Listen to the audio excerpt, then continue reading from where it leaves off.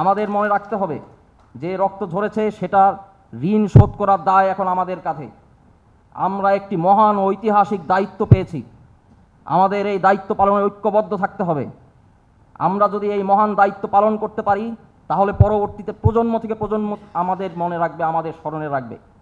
যুক্তরাষ্ট্র এবং ইউরোপে যারা তাদের রাষ্ট্র ব্যবস্থা গঠন করতে, তাদের রাজনৈতিক বন্দোবস্ত গঠন করতে ভূমিকা রেখেছেন, নেতৃত্ব দিয়েছেন তাদের ফাউন্ডিং ফাদার্স, আমরা যেটা দেখি সেরকম একটি মহান ঐতিহাসিক দায়িত্ব পালনের কর্তব্য এখন আমাদের কাঁধে। আমাদের দায়িত্বের গুরুত্ব এবং ভারত্ব বুঝতে হবে।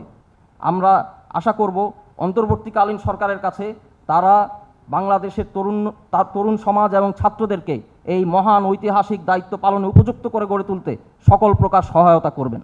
আমাদের এই ঐতিহাসিক সংগ্রাম চলমান থাকবে, মাতৃভূমি অথবা মৃত্যু।